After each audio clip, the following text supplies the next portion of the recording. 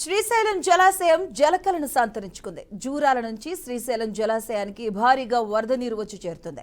Inflow 4.09 లక్షల క్యూసెక్కులు ఉండగా outflow 62,000 క్యూసెక్కులుంది.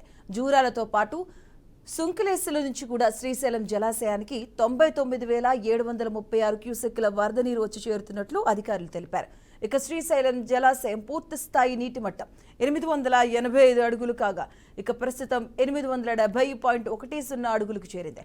కుడి ఎడమ జల విద్యుత్ కేంద్రంలో విద్యుత్ ఉత్పత్తి కొనసాగుతుంది.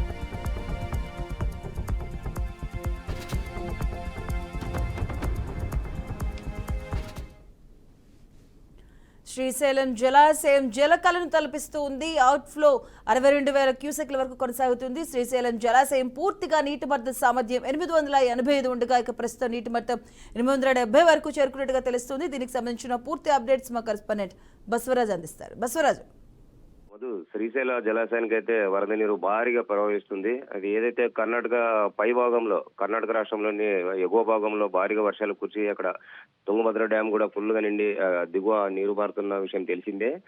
ఇలా ఆ నది గుండా ఏదైతే భారీ ప్రవాహం వచ్చి అంటే ప్రస్తుతం సుంకేసుల బ్యారేజ్ నుంచి కూడా సుమారు 62,000 క్యూసెక్ల నీరు కూడా మన శ్రీశైలం జలాశయానికి పారుతా ఉంది. అంటే మొత్తం మీద 215 నీటి సామర్థ్యం అంటే టీఎంసీలు 215 టీఎంసీలు ఉన్న శ్రీశైలము ప్రస్తుతానికి 142 టీఎంసీల వరకు చేరుకుంది. మరో వారం 10 రోజులు ఇలా నీరు ఇదే విధంగా వరద నీరు ప్రవహిస్తే నీటి సామర్థ్యం పూర్తిగా నిండే పరిస్థితి కనిపిస్తూ ఉంది. అంటే శ్రీశైలం డ్యామ్ ఎప్పుడైతే నిండిందో ఇక్కడ సుమారుగా అంటే 885 అడుగుల నీటి మట్టం ఉన్న ఈ డ్యాము 870 అడుగుల వరకు చేరుకుంది. ప్రస్తుతానికైతే 4 లక్షల ఇన్ఫ్లో కూడా వస్తా ఉంది.